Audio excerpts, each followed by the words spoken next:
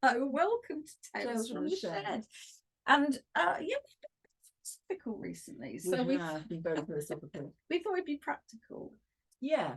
Well, yeah. and philosophical. And philosophical, but also practical, but mainly practical. Yes, because it was interesting. I went to a great online conference that was organised by Sarah Jepson, another one of our fantastic guests in the shed. And the session that they started with, amazingly, was how to start your day. Well, and they kind of did a lot of kind of different things, a lot of different suggestions about that. And I thought maybe we should talk about that, because we've kind of got a lot of ideas and we've got different things that come up. But how do you start your day? And well, I think a lot of people start their day badly.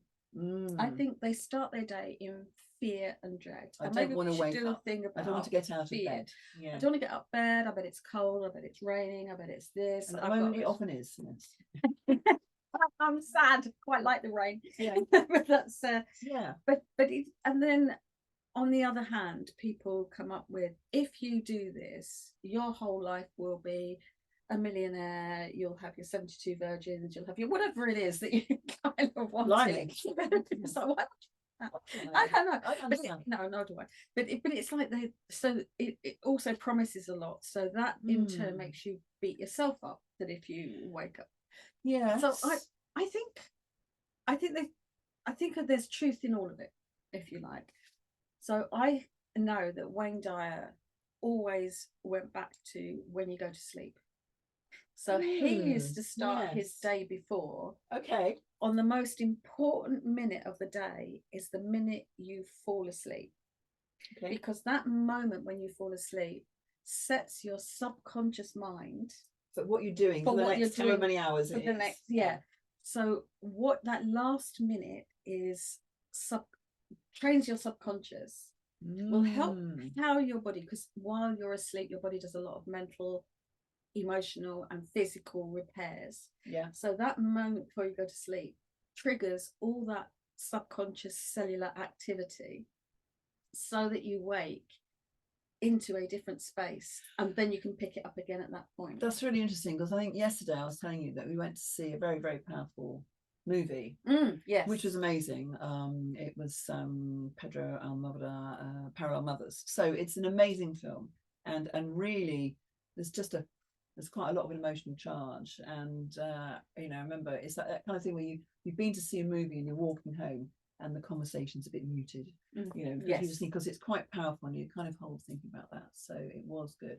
And so I had a really weird dream, and I can see that there were elements in that dream that came from the movie. There was certain kind of things like that, and I kind of, because when I woke up this morning, I just felt a little bit off color, and it was just that thing of looking back and saying, oh, I can see why that came from. You know, that I dealt this. It wasn't long, you know. Yeah, it was a few hours before I went to sleep, but it's almost like my brain had to reprocess it. When you've had a very powerful experience, it does.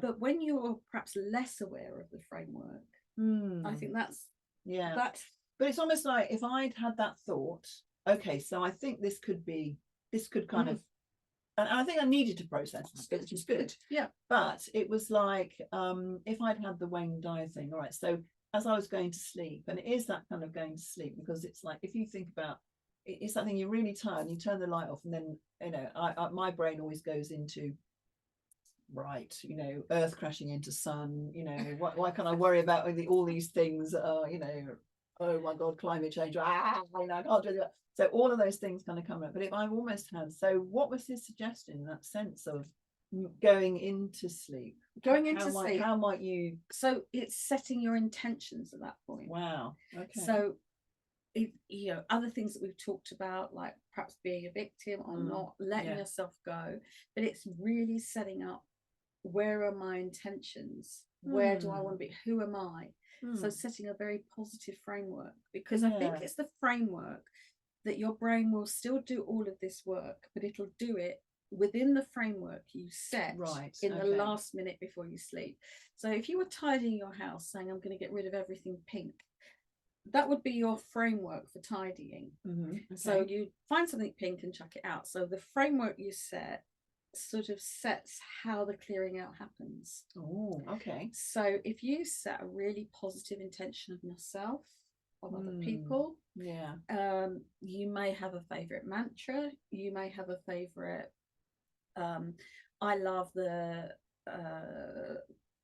I've forgotten her name, the book Edith Eager, yeah, the choice, but it was like this kind of framework that you really want to do, that you want to get into this space of like, I'm worth a lot, magical money for magical pay. That was the other one. Yeah, Cavell. Yeah, that's right. And I want to do magical work for magical pay, or have this sort of something that you really believe in that brings positivity. And I think then that will then clear out. So you'll think, oh, I'm worth a lot, or I'm magical, or I'm just quiet. I'm really just loving being very meditative and quiet. Yeah. We always have successes. Yeah, in fact, I do listen to, there's a great thing on Inset Timer, and it's called Yoga Nidra for sleep. And he talks about setting your Sonkopa, which he talks about what is the one thing that if your life was like that, that would be fantastic. And it's almost like if you could say, and then she gets you to say, right, so if you had this thing, whatever it is, how would your life be? And then you go through all the senses, what would it taste like? What would it smell like? What would it look like? How would you feel about it if you had this one thing? Yeah. And then she says, so repeat it 3 times, say thank you, and let it go. Yeah. So that's a good thing to think about. What would make my life brilliant? Yes. And it could be anything. But I don't think it should be fear-based. And that's a very odd thing to say, but most people go, win the lottery. And the reason they want to win the lottery is so they don't have to worry about money. It's almost like, it's much calmer. So it's not fear-based. It's very positive. You believe it. So it's something you believe. Mantras, yoga nidras. Yeah. And then in the morning, remember where you came from that night. Right, okay. So in the morning, you can start that. Then there's lots of practical things. So we on our course that we do, we have practical things. We have the power hour, yes. We've got the power hour, we've got meditation, yoga, whatever that happens to be. But it's making sure, and if you do come into this is a great Sue Stone thing, which is live life, love life. If you have as my mother would say, thoughts you shouldn't think, like that, oh my god, how am I going to get rid of those? But it's like there's 3 you can kill it. So just as soon as you have the thought, just kill it. Oh wow. Just stop it. You think, how am I going to just don't even feel it, don't excuse it, don't explain it. It's just kill that thought. If you struggle with that, which some people do, especially I struggle with that, because I think, yes, I need to kill that thought because it's really bad and it makes me, and I'm actually perpetuating the thought. That's right, for a bit longer. But if you can't kill it, replace it. So you do that thought and you think, oh my god, I've got the day coming up, how am I going to do it? Or I'm just so tired and I really hate doing this and I've got to get, how am I going to, and I should be energized and I'm not. So replace the thought. And if you can't replace the bad thought with the opposite, again, if that doesn't work, so if it's whatever the thought is, just do the complete opposite because it kills it. Okay. So black is the best cover for white. You know what I mean? It's like completely the opposite. Don't water it slightly. Oh, I'll probably be fine. It's just like, oh, that's absolute nonsense. When I come back, I'm going to have a big chocolate and it'll be great. Whatever. Oh, right. So you could be a bit like, it's a bit like there's an NLP technique where they talk about using disaster thinking. Yeah. And it's almost like. Now that's the next one. Okay. That's all right. The next one. All right. Let's talk about this one first. So you kill it. You replace it with an opposite thought. And if that's not ringing true, there's a third technique that she recommends, which is making it ridiculous. Yeah, so I always said that thing about, do you know what? Maybe it is awful. I mean, that was what my mother used to say, it is awful. And I should have just said to her, yeah, Mum, it is awful. And you'll probably get eaten by a shark or something. You have to go to ridiculous. It's going to be Sharknado. Yeah. If you've ever seen, there are 3 Sharknados. I can't believe that. Sharknado is where it's a tornado with sharks falling out. Which is worse than metal tornado. And I have seen both, which is very sad. But snakes on a plane. Snakes on a plane. Yeah.